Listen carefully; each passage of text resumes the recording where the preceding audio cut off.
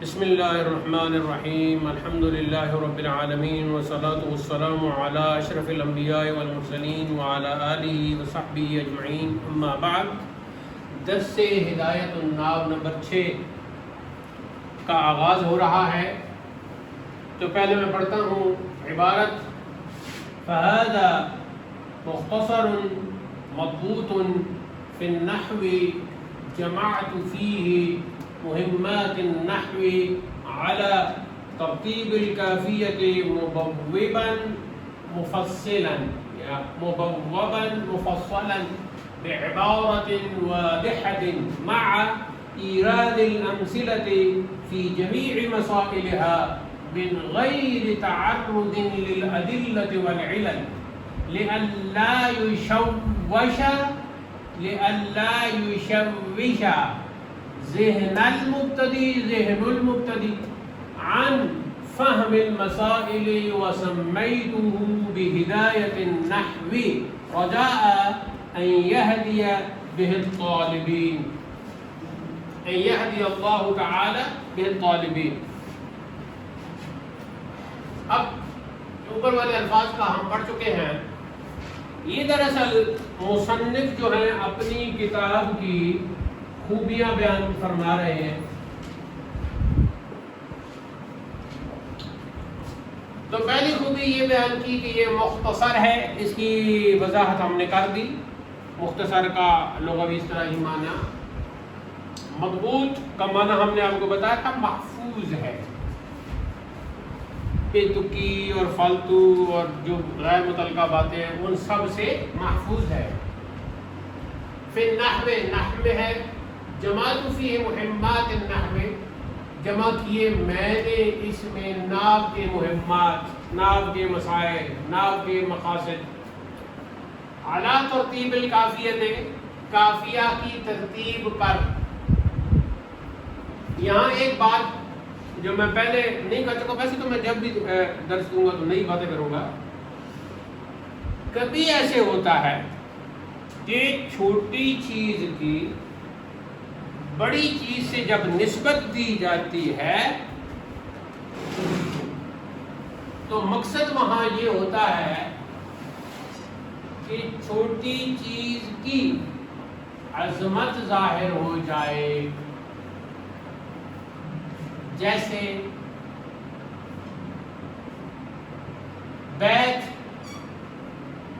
کا معنی ہے گھر، ایک عام ہے، کوئی خاص اس کی اس طرح کی عظمت نہیں ہے، لیکن جب اس کی نسبت آپ اللہ کی طرف کریں گی تو کہیں گی بیت اللہ، تو پھر اس بیت کی عظمت بڑھ گئی، اس کی شان بڑھ گئی۔ تو اپنی کتاب کی نسبت الکافیہ جو پہلے سے ہی مشہور ہے اس کی طرف کرنے سے ہدایت الناب کی شان اور عظمت بھی بڑھ گئی۔ صیغہ اس میں فاعل ہو تو مبوبا مفصلا، دونوں یہ حال بن رہا ہے، جماعتوں کا حال بن رہا ہے کہ اس حال میں کہ کیسے میں نے جمع کیا، اس حال میں کہ باب بنا کر، اور صیغہ اس میں مفعول ہو سکتا ہے تو پھر مبوبا مفصلا پڑھیں گے۔ اگلی خوبی کیا ہے؟ بعبارۃ واضحۃ، اگلی خوبی کیا ہے؟ مع ایراد الامثلۃ فی جمیع مسائلها۔ یہ دو خوبیاں بن سکتی ہیں کہ مثالیں میں نے دی ہیں، یہ الگ خوبی، اور تمام مسائل میں نے مثالیں دی ہیں، یہ الگ خوبی۔ من غیر تعرض للأدلة والعلل، اب یہاں سے نیا ہوگا۔ تعرض کیا ہے؟ درپے ہونا، کسی چیز کے پیچھے پڑ جانا، تو ادلہ دلیل کی جمع، علت کی جمع،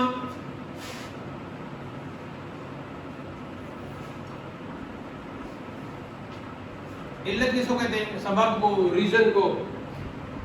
تو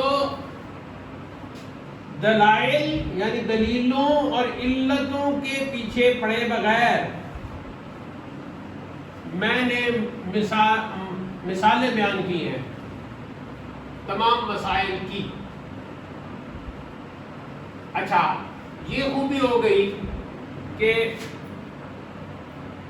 میں نے تمام مثالیں بیان کی ہیں، لیکن میں نے دلیلیں اور علتیں بیان نہیں کی۔ یہ تھوڑا سا یہاں ایک بہت خوبصورت بات آ گئی، کہتے ہیں کہ یہ بھی خوبی ہے، یہ بھی خوبی ہے کہ میں نے دلیلیں اور علتیں بیان نہیں کی۔ اب آپ کہیں گے یہ خوبی کیسے بنے گی جب دلیلیں اور علتیں بیان نہیں کی جا رہی؟ تو یہ تو کمی ہے۔ خوبی اس لیے بن گئی کہ لِأَلَّا يُشَوِّشَ ذہن المبتدی یا لِأَلَّا يُشَوَّشَ ذہن المبتدی، تاکہ نہ ہو جائے تشویش میں ڈالنے والا مبتدی کا ذہن، یا تشویش میں نہ ڈالا جائے مبتدی کا ذہن، کہ جب اس کو میں مسائل کی مثالوں کے بعد دلیلیں دوں گا کہ یوں ایسے ہے تو یہ ایسے تھا، تو یہ ایسے تھا، سید نسل میں سیود تھا، تو پھر اس کو واو کو یا سے تبدیل کیا تو دو یا آ گئی، تو پہلی یا کو دوسری یا میں ادغام کیا تو بن گیا سید۔ یہ جو سارے چکر ہیں۔ اور علت یہ بھی اگر میں بیان کروں تو کیا ہوگا؟ مبتدی کا ذہن، مبتدی کس کو کہتے ہیں؟ پہلے درجے کا طالب علم، مبتدی پہلے درجے کا طالب علم۔ تو اب وہ جو پہلے درجے کا طالب علم ہے، مبتدی جو ہے، اس کے ذہن کو تشویش لاحق ہو جائے گی دلیلیں اور علتیں پڑھنے سے۔ تو یہ دیکھو، دلیلیں اور علتیں نہ ذکر کرنا جو ایک کمی تھی، لیکن حضرت مصنف نے یہ بات کر کے اس کو بھی خوبی بنا دیا۔ کہ یہ خوبی اس لیے بنی کہ عدم ہے نا، ادلہ اور علل کا عدم یعنی نہ ہونا، وہ ذہن کو تشویش سے بچا رہا ہے۔ کون سی تشویش؟ کہاں تشویش ہوگی؟ عن فہم المسائل، مسائل کے سمجھنے سے۔ مسائل کس کے ہیں؟ ناو کے، ناو کے مسائل سمجھنے سے۔ فہم المصدر بروزن فاعل، سمجھنا۔ مسائل کے سمجھنے میں مبتدی کا ذہن تشویش کا شکار نہ ہو، اس لیے میں نے ادلہ اور علل کا تعرض نہیں کیا، ان کے پیچھے نہیں پڑا، ان کے درپیش نہیں ہوا۔ تو یہ بھی ایک خوبی بن گئی۔ مختصر ہے، مضبوط ہے، ترتیب کافیہ پر ہے، پھر باب باب اور فصل فصل کر کے میں نے اس کو دیا ہے۔ پھر اگلی خوبی واضح باتیں ہیں، پھر اگلی خوبی اس میں مثالیں ہیں، پھر اگلی خوبی تمام مسائل کی مثالیں ہیں، پھر اگلی خوبی کی دلائل اور علل میں نے بیان نہیں کیے، اس لیے تاکہ مبتدی کا ذہن مسائل کے سمجھنے میں تشویش کا شکار نہ ہو۔ تو یہ ساری خوبیاں ہیں، آپ 1 2 3 4 کر کے ان سب کی یہ 7 8 خوبیاں جو بن رہی ہیں، ان کو آپ نے وہ کر لینا ہے، نمبر وار لکھ لینا ہے۔ آگے چلتے ہیں۔ یہاں ایک بات جو ہے نا، لِأَلَّا، اچھا لِأَلَّا کیا ہے اصل میں؟ یہ نام ہے نا، لے، اسے کہتے ہیں لام کی، لام کی کیا ترجمہ کرتے ہیں؟ لام کی کا تاکہ، اس لیے کہ تاکہ، تو لکے کہ، پھر اس کے اوپر لام داخل کرتے ہیں، لکے شرح میں کامل میں آپ پڑھ چکی ہیں۔ تو یہ ہے لام کی، اور لام کی کے بعد کیا ہوتا ہے؟ ان، تو یہ کیا بنا؟ لے ان لا، لے ان لا یشوشا، شین کے اوپر جو زبر آئی ہے وہ کس کی وجہ سے آئی ہے؟ ان کی وجہ سے آئی ہے نا، ان مصدریہ۔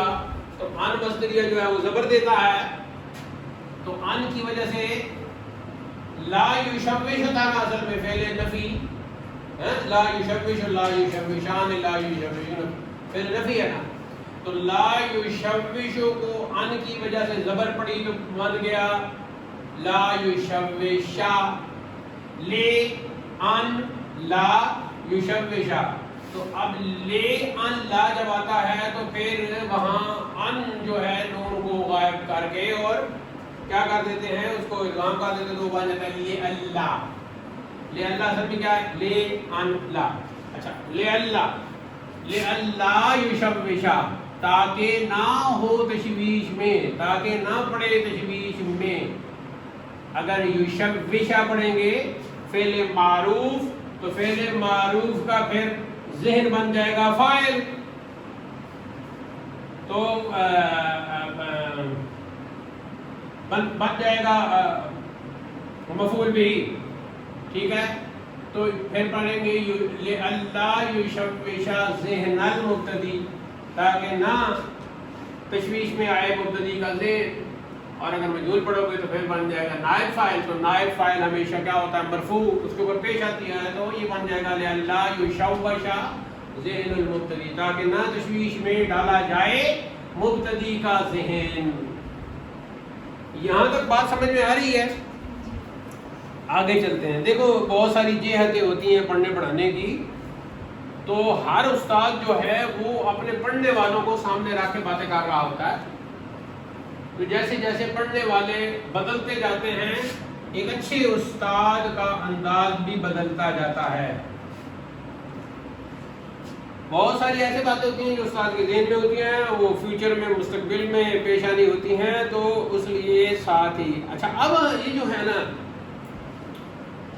یہ جو حضرت نے فرمایا کہ میں ادلہ بھی، دلیلیں بھی نہیں دوں گا اور علتیں یعنی اسباب ریزنز بیان نہیں کروں گا، تو یہاں حضرت نے خود مخالفت کر دی. انہوں نے کہا کہ میں مثالیں دوں گا لیکن دلیلیں اور علتیں بیان نہیں کروں گا. تو یہاں تک تو وہ اگر کہتے تو پھر تو ٹھیک تھا، لیکن خود ہی علت اور وجہ بیان کر دی کہ تاکہ مبتدی کا ذہن اس میں کوئی تشویش نہ آئے. تو علت خود بیان کر دی یا نہیں کر دی؟ جب خود بیان کر دی تو اپنی ہی مخالفت کر دی حضرت نے. سراج الدین اودی ہیں یا سراج الدین ابو حیان سراج الدین ناوی ہیں، جو بھی ہے، جو بھی مصنف ہے، آگے جا کے ہم فیصلہ کریں گے آخر میں انشاءاللہ. تو اپنی ہی مخالفت کر دی کہ خود ہی کہا تھا کہ میں علتیں بیان نہیں کروں گا، اور یہاں علت بیان کر دی. مثالیں نہ دینے کی، مثالیں نہ، دلیلیں اور علتیں بیان نہ کرنے کی خود ہی علت بیان کر دی تاکہ مبتدی کا ذہن. تو اس پہ ہم پھر کیا کریں گے؟ تو اس پر پھر ہم جب ہم سے پوچھا جائے گا کہ جناب اب بتائیں اب آپ کیسے بچائیں گے مصنف کو، کہ جب مصنف خود ہی کہا کہ میں تو علت بیان نہیں کروں گا، تو یہاں تو علت بیان کر دی. تو آپ کیا کہیں گی؟ آپ کہیں گی یہ کوئی نہیں، کوئی ایک علت بیان کر دی، تو یہاں آپ کو کلاڑا چلائیں گے. دلیلو کل معدوم، تھوڑا کوئی ایک مثال یہ جو ہے نا نہ ہونے کی طرح ہوتا ہے. القلیل کل معدوم، کوئی تھوڑا بہت جو ہے وہ نہ ہونے کی طرح ہوتا ہے. اکثر کیا آپ نے کیا؟ اکثر آپ نے یہ کیا کہ آپ نے ادلہ اور علل بیان نہیں فرمائے، یہ کام کیا اکثر. تو دوسرا کو رڑا یہاں چلے گا لیل اکثر حکم الکل.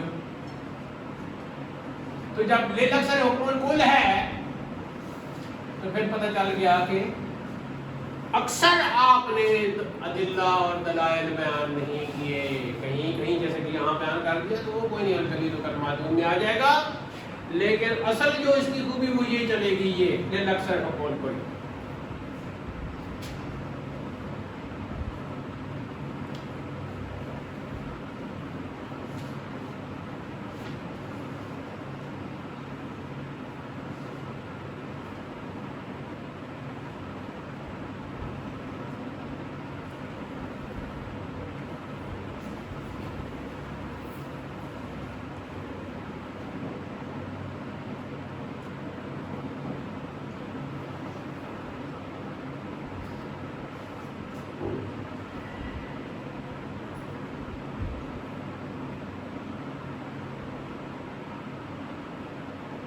مبتدی کا اصل تو کیا نا ابتدا یبتدی ابتداء ہو مبتدی.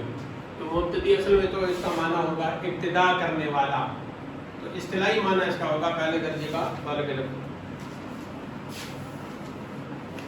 اچھا جی، ان فہم المسائل، مسائل جیسا کہ کل میں نے واضح کر دیا تھا کہ یہ مسالتن کی جمع ہے. تو اب یہاں ایک چھوٹا سا سوال آپ کے ذہن کی تازگی کے لیے میں کرتا ہوں, اللہ کرے آپ کو اس کا جواب ہو. دیکھو مسائل,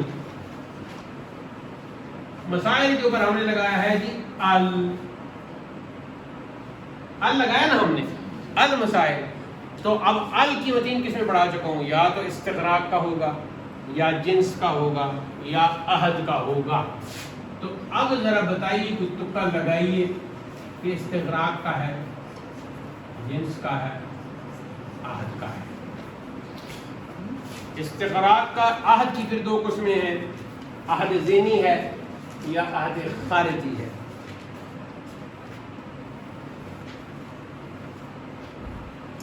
یہ اس پہ تھوڑا سا آپ یہ ذہن میں ساتھ ساتھ ادھر بھی ہم آگے بھی بڑھتے ہیں تاکہ ذرا وقت بھی بچے اور کچھ طبیعت بھی ساتھ نہیں دیتی. لیکن میں کوشش کرتا ہوں کہ سبق کے دوران میں یہ آپ کو ایسا لگے کہ میں بالکل تر و تازہ ہوں.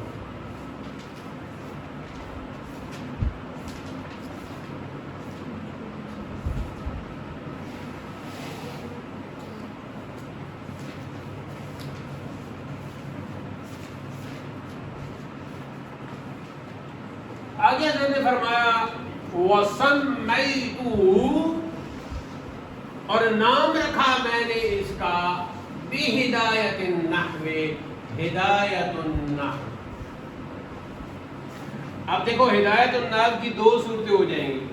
ایک تو یہ ہے مضاف, النحو مضاف الیہ.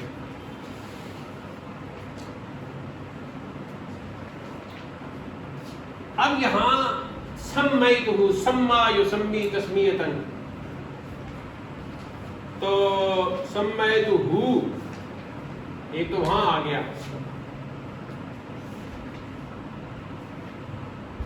جب اس کا یہ معنی ہو, نام رکھنا جب اس کا معنی ہو, تو پھر مفعول کی طرف اس کو دیکھنا ہوگا. تو اب یہی وہ جو مختصراتی نے پہلے کہا فہذا مختصر, یہ جو مختصر ہے نا, اس کا نام رکھا ہے ہدایت النحو. اور میں نے نام کے بارے میں آپ کو کیا اصول بتایا ہے کہ نام میں جس کا نام رکھا جاتا ہے پہلے وہ مراد ہوتا ہے. نام میں جس کا نام ہو, جس کا نام ہو وہ مراد ہوتا ہے پہلے. اسم اور مسمى, یہ میں نے آپ کو سمجھایا تھا. اسم اور مسمى, بہت سے غلط نام جو ہوتے ہیں وہ اس طرح ٹھیک ہو جاتے ہیں. دیکھیں نام بولا گیا تو اب ذرا علم منطق کی طرف جاتے ہیں. تو ایک طالبہ نے بولا دوسری طالبہ کا نام, وہ طالبہ دوسرے کمرے میں بیٹھی تھی,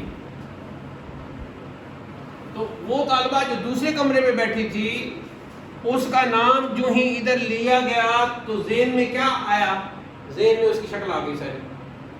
تو ذہن میں کون آیا, مسمى, یعنی ذہن میں وہ آیا جس کا وہ نام تھا. تو پہلا معنی کیا ہوتا ہے کہ اسم کا پہلا معنی یہ ہوتا ہے مسمى, اور مؤنث میں مسمات, تو وہ اس کی ذات مراد ہوتی ہے. اور دوسرا ان لفظوں کو کے اجزاء کو دیکھا جاتا ہے. تو یہاں ہدایت الگ ہے, نام الگ ہے. تو اس کا مرکب اضافی کے طور پر تو معنی بنے گا نام کی ہدایت. ایک تو ایک یہ ہے کہ یہ پورا نام اس مختصر کتاب کا جو رکھ دیا ہدایت النام. اب ہم ترجمہ ایسے نہیں کریں گے کہ میں نے نام رکھا اس کا ساتھ ہدایت کے جو نام کی ہے, بلکہ ہم کہیں گے میں نے نام رکھا اس کا ہدایت النام. تو ہدایت النام کو ایک اسم کے طور پر ہم لیں گے اور ہم کہیں گے کہ میں نے, مصنف کہہ رہے ہیں کہ اس کا کتاب میں نے ہدایت النام رکھا. آگے جی ہدایت کا ویسے اگر وہ اجزاء کی طرف جائیں تو ہدایت کا معنی جو ہے وہ میں نے آپ کو بتا دیا ہے.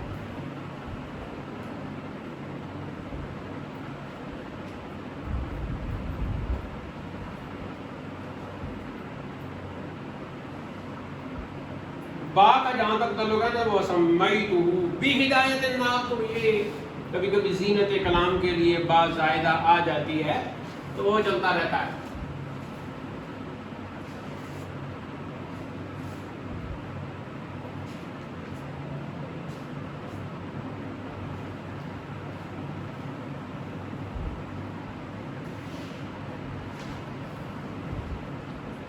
یہ ہدایت کس کے لیے ہے؟ اس مقتدی کے لیے ہے.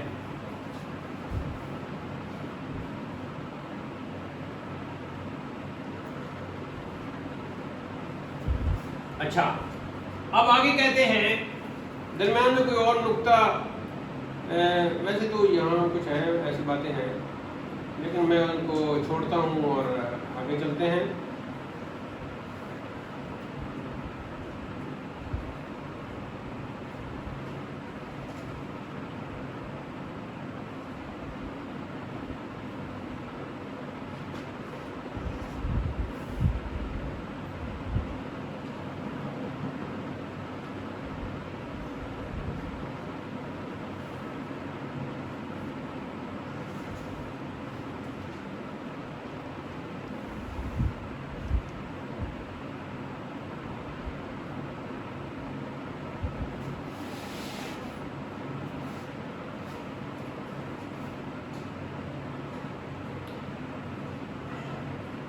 رجاء،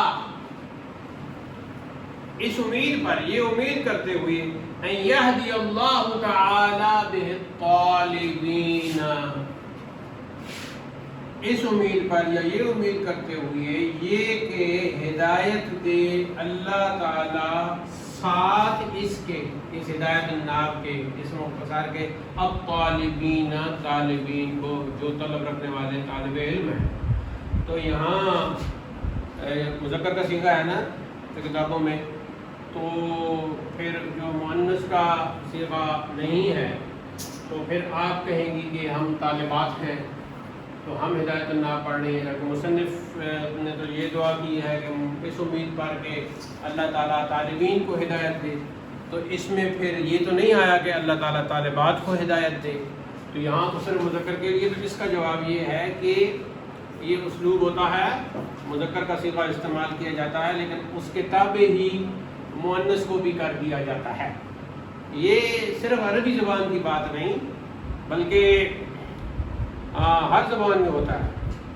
ایک پنڈال میں، چاہے شادی کا موقع ہے یا کوئی بھی موقع ہے، ایک پنڈال میں ایک سائڈ پہ مرد بیٹھے ہیں، دوسری سائڈ پہ عورتیں بیٹھے ہیں، اور جب کھانے کا وقت ہوا تو کہا گیا کہ آ جاؤ سب، یا سب کھانے کی طرف جاؤ. تو جاؤ یہاں مذکر کے لیے استعمال ہوا، جمع کے طور پر استعمال ہوا، تو اس میں مذکر مؤنث سارے آ گئے.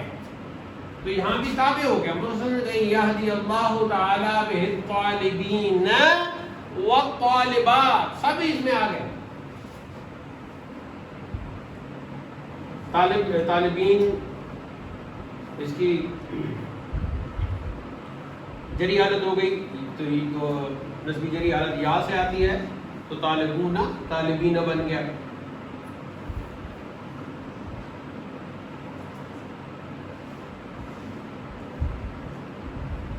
آگے بڑھتے ہیں. یہاں کچھ اور ہدایت کے حوالے سے میں نے بات پہلے کر دی تھی، اور آگے بھی بِالطَّالِبِينَ، اس کے بعد ہے بِتَوْفِيقِ الْمَلِكِ الْعَزِيزِ الْعَلَّامِ، بِتَوْفِيقِ الْمَلِكِ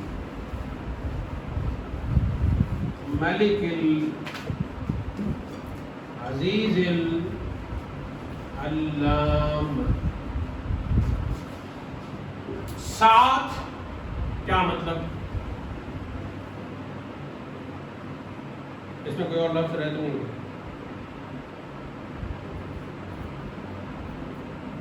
ہاں یہ درمیان میں عبارت رہ گئی، چلا گیا. یاد طالبین کی بات فرمایا وَرَتَّبْتُهُ، یہ تو خیر اتنا نہیں، آپ نے پہلے بھی لکھا ہوا ہے.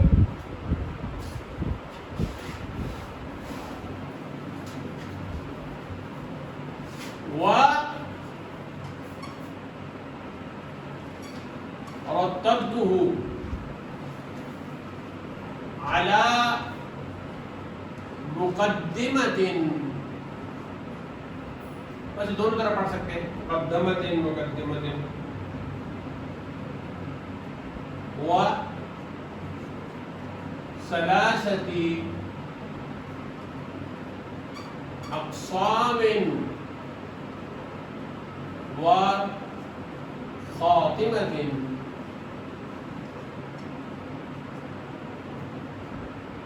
آگے آ جائے گا جی، بتوفیق الملک العزیز العلام. یہ امید، اس امید پر کہ یہ کہ ہدایت دے اللہ تعالیٰ ساتھ اس کے طالبین کو اور اس کے ضمن میں طالبات کو سب کو.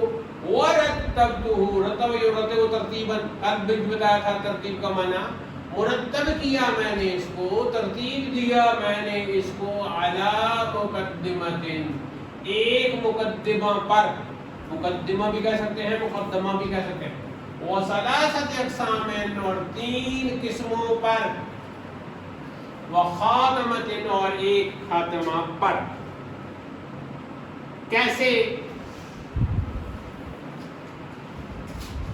ملک جو عزیز اور علام ہے اس کی توفیق سے. یہاں ایک سوال پیدا ہوتا تھا، جماعتوں جمع کیا میں نے، اس میں جو ہے اور یہ ساری اس کی خوبیاں، تو ایک میں تو یہ ہے، یہ کرنے کے بعد کہا وَسَمَّيْتُهُ، اور میں نے نام رکھا اس کا ہدایت الناب. یہ دوسری میں.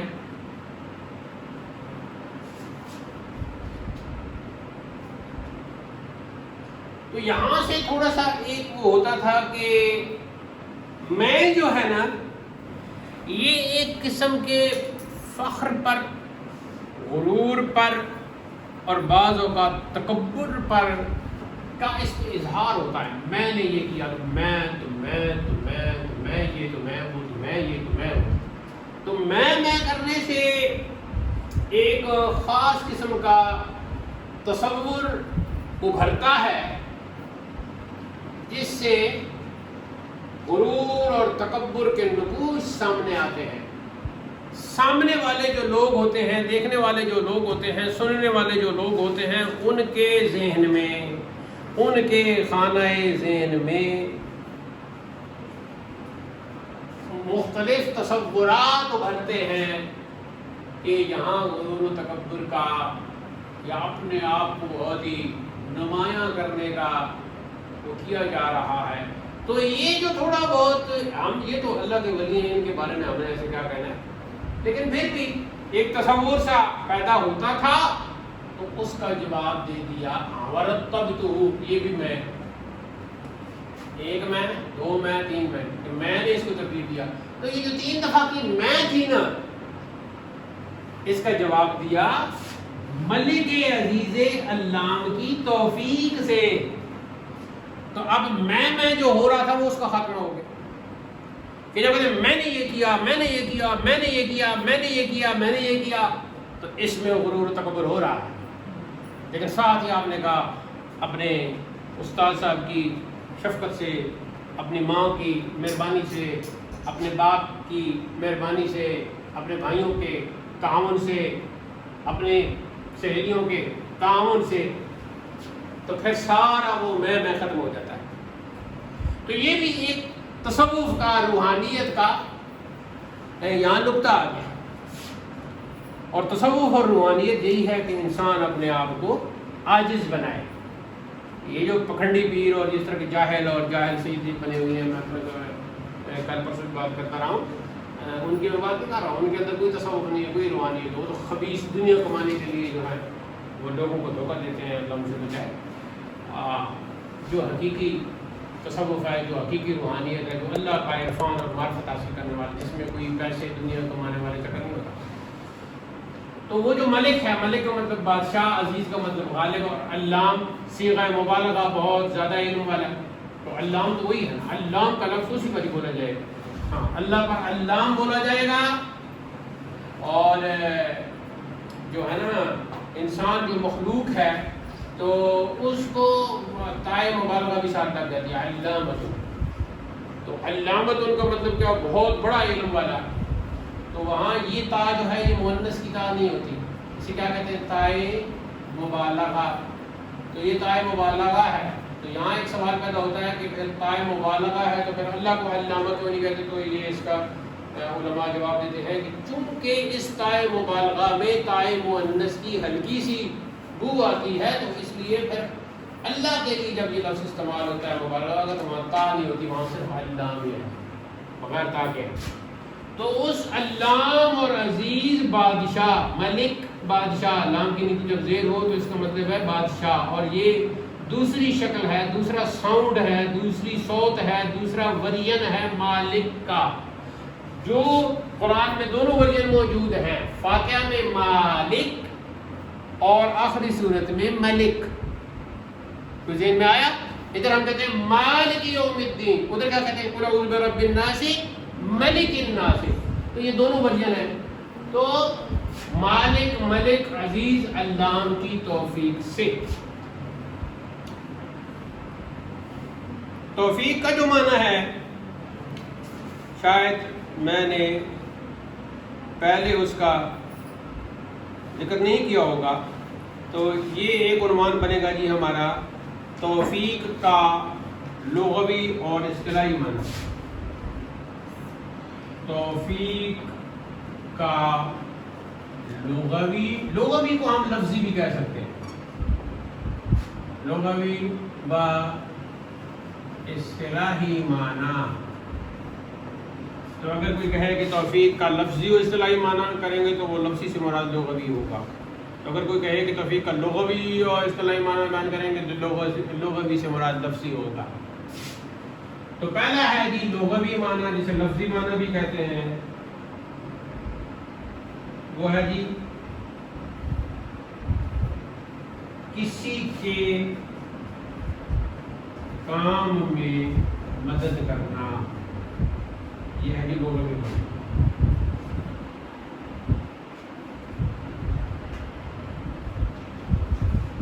اصطلاحی معنی کیا ہے؟ اور وہ ظاہر ہے اللہ تعالیٰ کی طرف ہی ہوتا ہے. تو انہوں نے کہا توفیق الملک العزیز العلام، بندہ کے نیک مقصد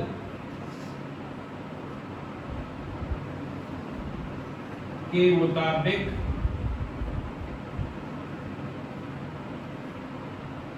اسباب پیدا کرنا.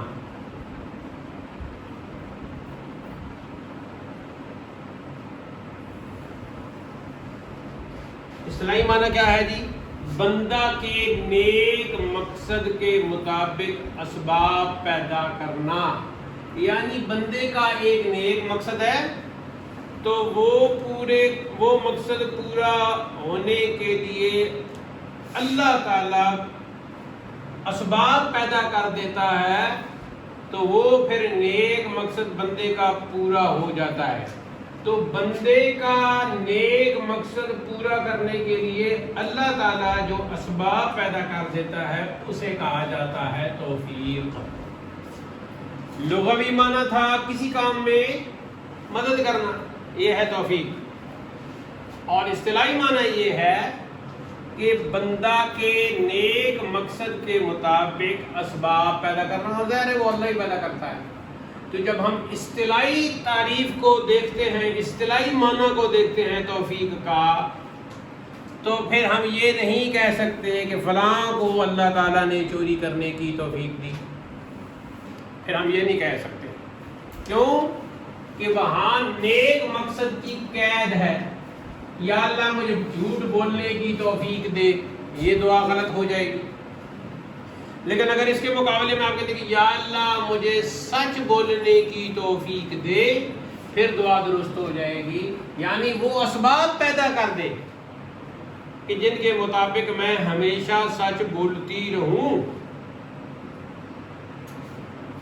یہ ہو گیا جی. تو اب حضرت نے کیا کہا؟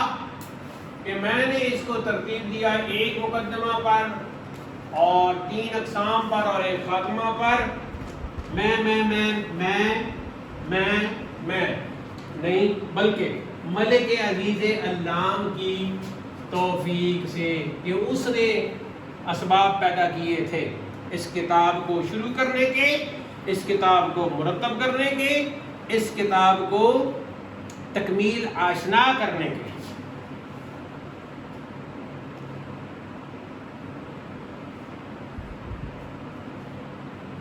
اب مقدمہ کا یہاں لفظ استعمال ہوا نا، تو مقدمہ کے بارے میں پہلے تفصیل سے بتا چکا ہوں، لیکن پھر مختصر بتا دیتا ہوں کہ مقدمہ کا لفظ ان کتاب والوں نے لیا ہے. اہل زبان کے ہاں ایک مرکب استعمال ہوتا ہے مقدمۃ الجیش. مقدمۃ الجیش، جیش کہتے ہیں لشکر کو. اب جب لڑائی ہوتی ہے تو عرب کا تو یہ انداز تھا نا کہ جیسے آپ کو کہا جاتا ہے نا میدان بدر، تو ادھر بھی پہاڑ درمیان میں وادی سی ہے تو وہاں جنگ ہوئی تھی، جنگ بدر، غزوہ بدر.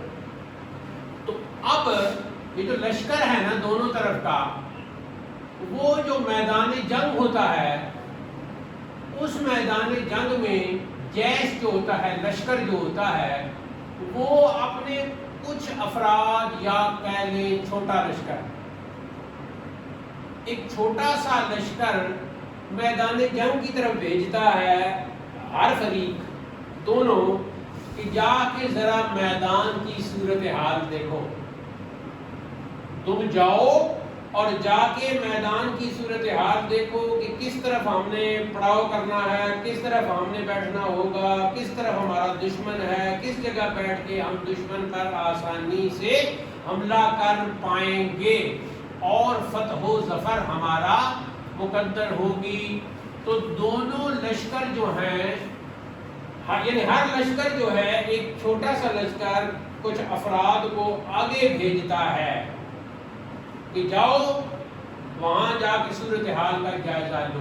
وہ جو لوگ آگے جاتے ہیں انہیں کہا جاتا ہے مقدمۃ الجیش، لشکر کے وہ افراد جو آگے جاتے ہیں. تو کتاب میں جو اصل باتیں لکھی ہوتی ہیں ان سب کا جائزہ لیا جاتا ہے اس میں، تو اس لیے اس کو پھر کہہ دیا جاتا ہے مقدمہ. پھر میں پہلے بتا چکا ہوں کہ یہ جو مقدمہ ہوتا ہے یہ 2 قسم کا ہوتا ہے، مقدمۃ العلم اور مقدمۃ الکتاب. تو اب مقدمۃ الکتاب تو جیسے کہ یہ ہم نے پڑھا، جو کتاب کے شروع میں ہوتا ہے مقصود سے پہلے. مقصود ہمارا یہاں اس کتاب میں کیا ہے؟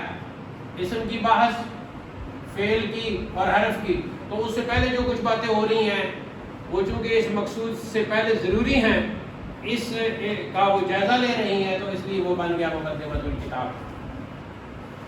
اور مقدمۃ العلم میں 3 چیزیں لازمی طور پر بیان کی جاتی ہیں اور 4-5 چیزیں اور اس کے ضمن میں بیان کی جاتی ہیں.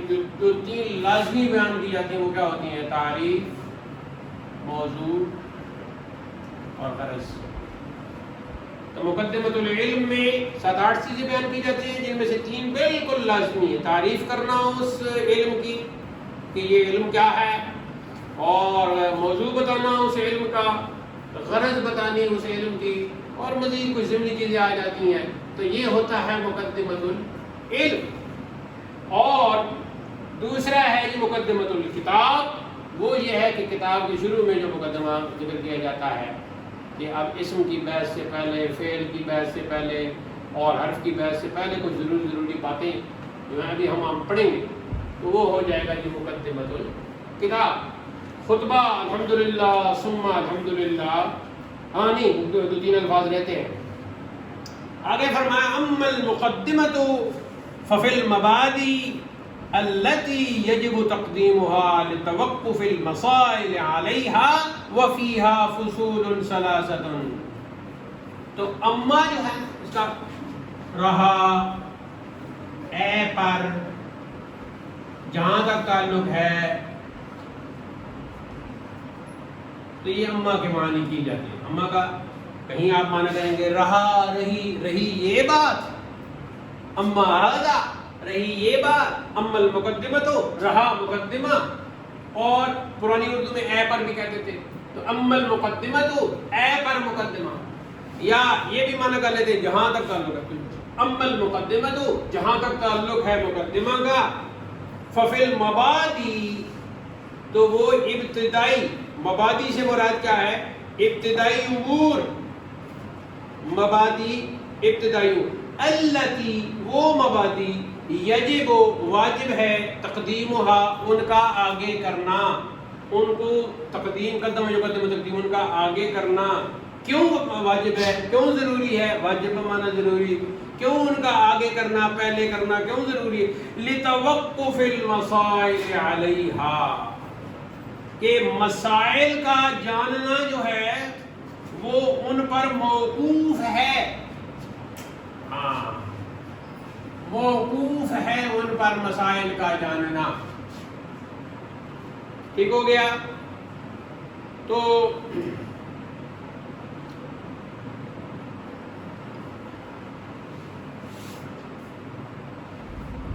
اب ظاہر ہے کوئی علم شروع کر رہے ہیں نا، تو علم شروع کر رہے ہیں تو پھر اس کی تعریف اور اس کا موضوع اور اس کا جو غرض ہے اس پر اس علم کا سمجھنا چونکہ موقوف ہوتا ہے، تو پھر اس لیے یہ پہلے بیان کر دیا جاتا ہے۔ اب یہ جو مسائل ہیں، یہ جو مقدمہ ہے، اس کو تقسیم کیا اور کہا کہ مقدمہ جو ہے وہ 3 قسموں پر مشتمل ہے،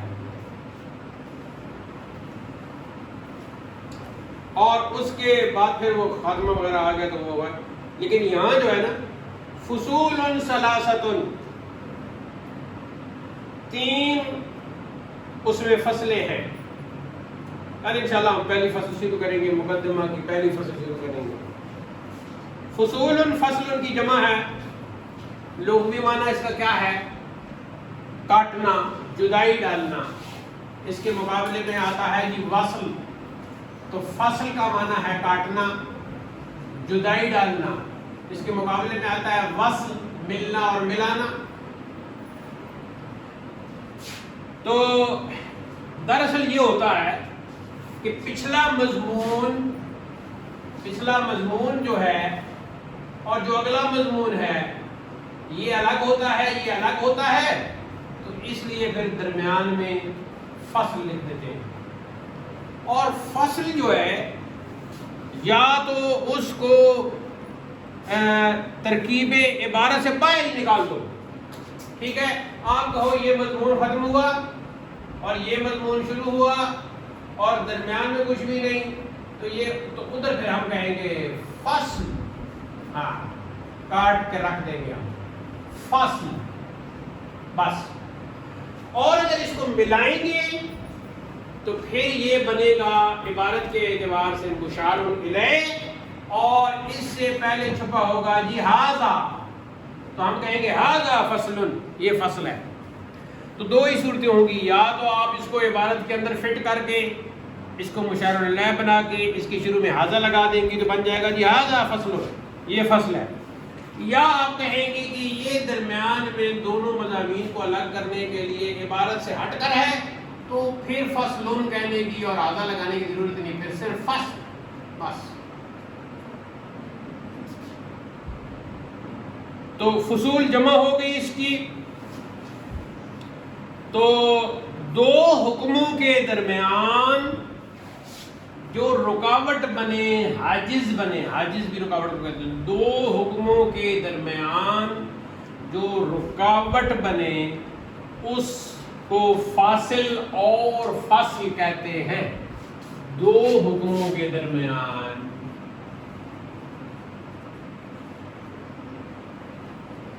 جو حاجز کون ہوتا ہے؟ رکاوٹ بنے اس کو فاصل اور فصل تو خود اسم فاعل ہو گیا کہتے ہیں۔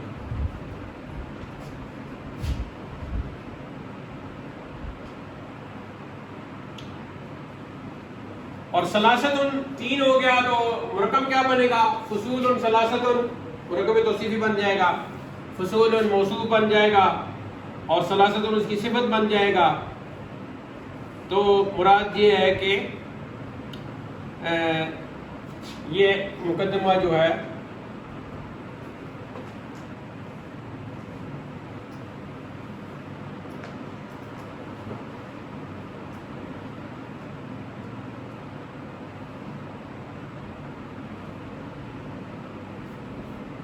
کچھ اور باتیں بھی یہاں کی جا سکتی ہیں، لیکن میرے خیال میں ہدایت الناف کی طالبات کے لیے اتنا ہی کافی ہے۔ اس پر آج کا درس اختتام پذیر ہوتا ہے۔ اللہ تعالی ہمیں علم نافع عطا کرے اور اس کے ماں بعد حسن عمل کی ہمت افزانی کرے۔ وآخر دعوانا الحمدللہ رب العالمین، والسلام علیکم ورحمۃ اللہ۔